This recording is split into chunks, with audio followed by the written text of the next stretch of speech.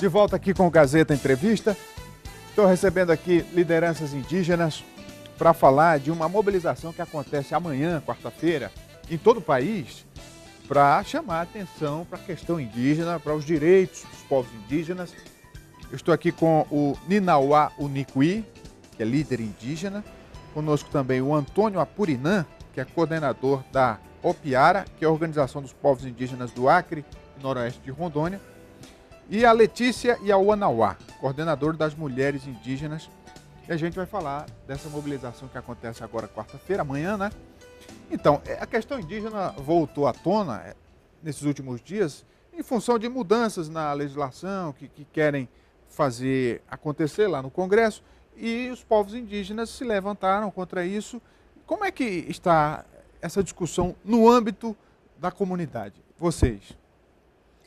Bom, na verdade, é a continuidade de uma luta, né, que nos últimos 15 anos os povos indígenas vêm se erguendo em defesa dos direitos, né? No início teve muitas lutas e muitas conquistas garantido a partir de 88 para cá, né, garantindo a autonomia dos povos indígenas e garantindo também algumas legislações que se aprofundava mais, né, na garantia de direitos mais específicos dentro das comunidades, né? E nesses últimos tempos isso vem se retrocedendo esses direitos na tentativa, né, aí da expansão do agronegócio, do minério, do petróleo, né? Isso vem se ampliando esse debate e, consequentemente, né, isso afetando esses direitos conquistados dos povos indígenas, no sentido de se apropriar mesmo dos territórios, de se apropriar dos bens, né? E os povos indígenas não têm ficado parados, têm se mobilizado também através do acampamento Terra Livre, lá em Brasília, que o acampamento Terra Livre é a grande assembleia dos povos indígenas do Brasil. Recentemente tivemos agora a Assembleia da COIAB, que é a coordenação das organizações indígenas da Amazônia Brasileira.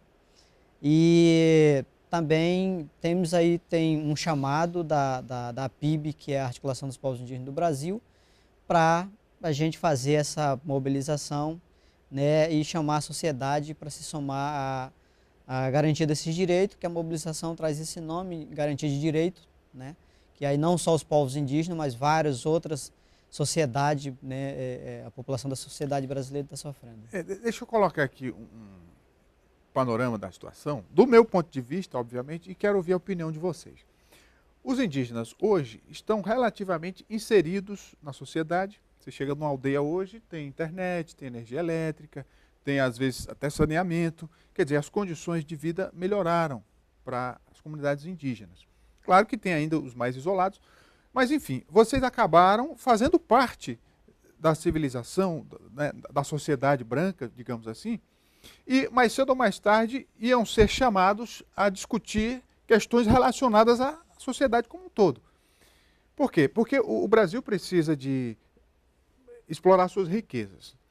Claro, é um tema que está em debate, não estou entrando no mérito, mas o Brasil precisa explorar suas riquezas. A comunidade indígena, de certo modo, se beneficia de questões que antes eram restritas à sociedade branca. Então, como é que se coloca uma solução que seja bom para os dois lados? Rogério, é interessante isso que você está falando, porque não tem uma receita para esse tipo de coisa, né? Mas a nação brasileira, nós fazemos parte disso como tal, né?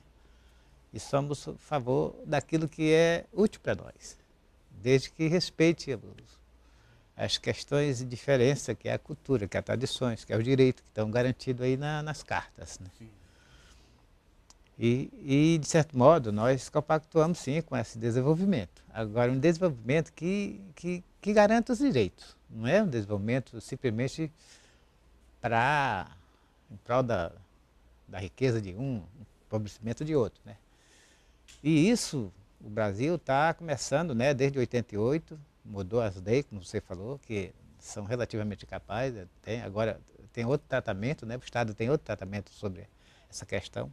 E a gente entende que a gente não quer viver nessa segregação do passado, né? A gente quer as relações de igual para igual. Porque, né? vejamos... Portanto, se está dentro da nossa terra, tem algumas coisas que o Estado realmente, eventualmente, vai querer explorar, né? Aí tem as garantias que precisa fazer, mas precisa ser discutido isso com os povos indígenas, que ali tem a total segurança. A sociedade, de forma geral, ela é dinâmica. As leis mudam, né? As questões prioritárias mudam, assim como a sociedade evolui, os governos têm posicionamentos diferentes, dependendo da época, da necessidade do país. Então, assim, é preciso mudar a lei. Se vai ser mais, se vai ser menos, mas, eventualmente, a lei que lhe reserva algum direito vai ser mudada, porque isso faz parte do processo da evolução da sociedade. É nessa perspectiva que eu quero colocar a questão. Como é que vocês veem isso, né? Eu acho que a mudança deve ser feita com a participação de vocês. Sim. Agora, dizer que ela nunca vai acontecer... Não, é bom lembrar que essas riquezas que a gente se refere não está só nas terras indígenas, né? Sim, sim. Tem também nas outras terras particulares. E por que só visa as terras indígenas? Vamos lá, então tem uma das coisas meio esquisitas. Bom, assim, eu tenho uma seguinte opinião quanto isso, porque a gente já ouviu, meio da sociedade mesmo, né, envolvente aos povos indígenas, tendo alguns olhares tipo assim, mas a população indígena não produz, então isso atrapalha o desenvolvimento do país, né? E a gente tem um olhar para esse questionamento da seguinte maneira: a gente consegue observar o desenvolvimento para quem? Isso é a primeira coisa que a gente precisa analisar. E é isso que a gente não pode exatamente deixar que se evolua para um lado e que se destrua um outro. Eu acho que existe maneiras de que a gente possa estar inserido nesse desenvolvimento e que a gente pode, inclusive, ajudar a construir, mas sem que tenha que deixar a gente na miséria para poder outros crescerem. E aí a gente vê os grandes empreendimentos hoje no Brasil, a maioria dos lucros desse empreendimento e o mais favorável não são o povo brasileiro, são as grandes multinacionais que nem no Brasil às vezes estão, né? Digamos assim, dá um exemplo, as hidrelétricas, a gente precisa que seja construído para manter, né, as cidades que estão crescendo cada vez mais, mas quando se constrói uma hidrelétrica, ali ela destrói um cenário muito amplo para manter uma multinacional lá fora do estrangeiro. Então, aí eu lhe pergunto, e qual seria a solução para sustentar o país com energia? Por exemplo, hoje se trabalha muito na questão da energia solar, um exemplo, né? Uhum. E isso tem se trabalhado no norte do país, no nordeste do país, né, na região nordeste, e tem dado certo, né? Inclusive tem comunidades que trabalham com a energia solar que repõem para o sistema lá energia, né? Complementa ainda. Deixa eu falar com a Letícia também, né? A participação das mulheres indígenas nessa discussão. Vocês estão acompanhando isso? Qual a participação de vocês?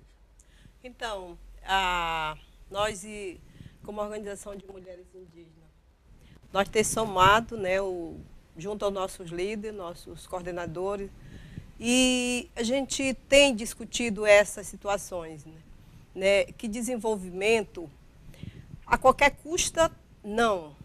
Né? O desenvolvimento que nós somos de acordo é que, todos já falaram, né, daqui, que os povos indígenas também, eles sejam beneficiados. Como, por exemplo, agora, nosso vizinho aqui do Acre, os parentes que não têm contato, teve um massacre, né? Então, nós somos solidárias, nós sentimos muito com isso. Que desenvolvimento o país quer? Matando o nosso povo, tirando o que é de melhor de nós, porque os nossos mercados estão dentro da aldeia, está dentro da floresta, a nossa água, tudo o que é de bom está no meio da nossa terra. Então, a gente quer não a destruição, que o país tenha um desenvolvimento, mas não a qualquer custo. Eu quero encerrar, porque o tempo, infelizmente, é curto, mas dizendo o seguinte, Letícia, eu me solidarizo com os indígenas em relação a esse massacre, mas só para você ter uma ideia de como o problema é grave. O massacre, do lado de cá, já acontece há muito mais tempo, entende? Quer dizer, a sociedade já está se degradando, isso aí é uma coisa ruim que chega agora no meio de vocês, mas aqui já acontece há décadas, né? Quer dizer, são 60 mil mortos por ano, nesse país, né? E infelizmente. Mas eu acho que, acima de tudo, o que vocês estão fazendo, que é convocar, que é mobilizar, chamar a atenção para o problema, é o caminho. Quer dizer, vocês é que têm que defender a causa de vocês mais do que tudo e a sociedade comprar essa briga. Certo. Eu queria na oportunidade, né, convidar a sociedade civil organizada para a nossa mobilização que vai acontecer amanhã, a partir das 8 horas, lá na concentração ali na assessoria indígena, antigo Caxinauá, em frente ao estádio José de Melo, né? E vamos ali estar fazendo esse debate, fazendo uma reflexão sobre esses direitos, né? Garantido na Constituição, fazendo essa autorreflexão, fazendo também uma caminhada, né? Falando para a sociedade que nós estamos muito atentos e defendendo esses direitos dos povos indígenas, não só o direito dos povos indígenas, mas esse direito, né, garantido para a sociedade brasileira, né? Muito bem, eu quero agradecer aqui a presença do Ninauá, o Nicuí, o Antônio Apurinã e a Letícia e a Uanauá. E conte com a gente aqui para divulgar as ações e convocar a sociedade para esse debate. Você convidar também a equipe da TV. Sim, sim. Obrigado. A gente vai dar a cobertura lá. Obrigado. Agora a gente encerra o programa agradecendo a sua audiência, muito obrigado. Desejando para você uma ótima tarde aqui no oferecimento de Verágua, nossa parceira. E o Gazeta Entrevista vai ficando por aqui. A gente volta amanhã. Um forte abraço. Até lá.